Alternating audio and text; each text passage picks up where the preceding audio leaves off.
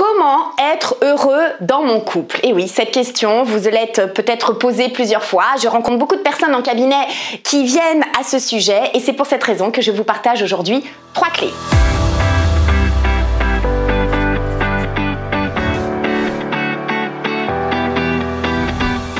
Bonjour à tous, mon nom est Karine Losurdo, je suis thérapeute, je suis coach, je suis formatrice et avec Lucas, mon fils, je suis fondatrice du site heureuxdansmavie.com et j'accompagne des femmes, des hommes à se libérer de leur histoire, à lever les éléments de blocage, les traumatismes pour enfin dessiner sereinement et efficacement leur avenir pour être heureux dans leur vie.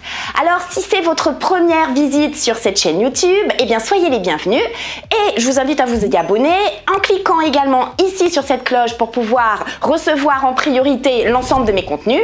Et puis je vous invite également à télécharger mon e-book sur comment être heureux dans votre vie sans attendre qu'il ne soit trop tard.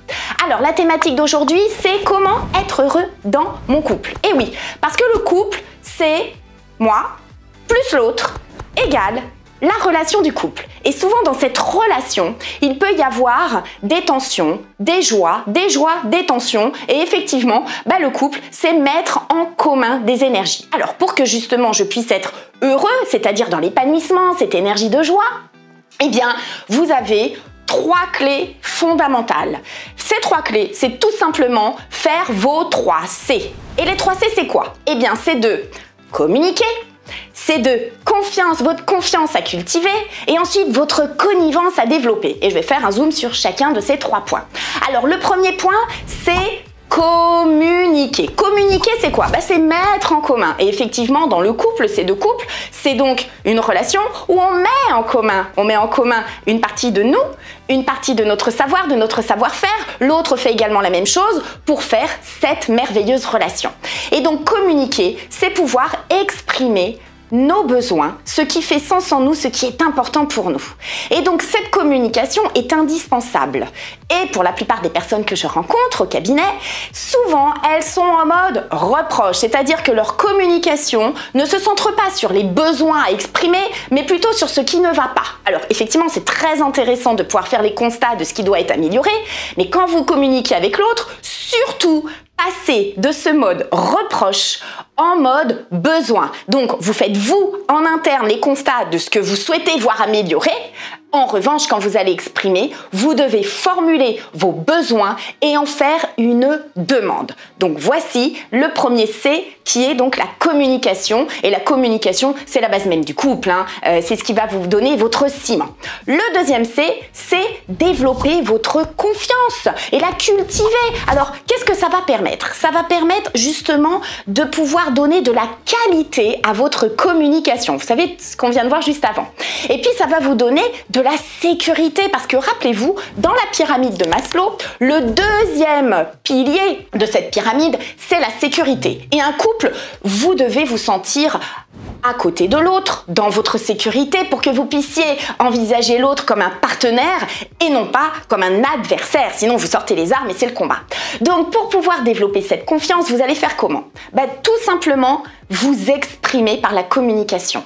Vous allez devoir être sincère, savoir également vous affirmer. Et savoir vous affirmer, c'est pouvoir dire « je ne peux pas »,« je ne veux pas »,« je ne le souhaite pas ». C'est ça également, savoir développer votre confiance. Donc, c'est pouvoir dire ce qui fait sens en vous et ce qui vous permet de dire oui ou de dire non. Donc voilà le deuxième pilier du couple heureux, la confiance qui se cultive. Et puis le troisième pilier, c'est la connivence à développer. La connivence, qu'est-ce que c'est? C'est finalement la complicité. Et ça entretient la flamme où vous prenez soin de l'amour de votre relation. Et comment on fait? Eh bien, vous allez partager. Vous allez développer votre tendresse. Alors, je vous rappelle, pour ceux qui sont des tout jeunes amoureux, au départ, nous sommes attirés, nous avons l'attirance animale. Et puis après, dans le temps, s'installe la tendresse. Et la tendresse, eh bien, ça va générer l'attachement à l'autre. Donc, effectivement, un des autres piliers qui vont permettre cette connivence, c'est cette capacité que nous avons à nous attacher à l'autre en le regardant avec respect, avec harmonie. Et puis vous allez également, pour développer cette connivence, cette complicité, aborder les câlins, C'est ça, toute cette tendresse. Et également la sexualité. Donc, exemple, si je me sens avec l'autre entendu, reconnu, épaulé, respecté, alors je peux être dans ma créativité, je peux être dans mon originalité, je peux me renouveler et je développe et je mets au service tout ça, cette complicité, cette connivence. Donc, si je synthétise ce que nous venons de voir actuellement, c'est-à-dire comment être heureux dans mon couple, eh bien, je dois respecter la règle des 3 C. Communiquer, confiance à cultiver et connivence, complicité à développer. Voilà les piliers même d'une relation heureuse, parce que je vous rappelle qu'un couple, c'est une relation.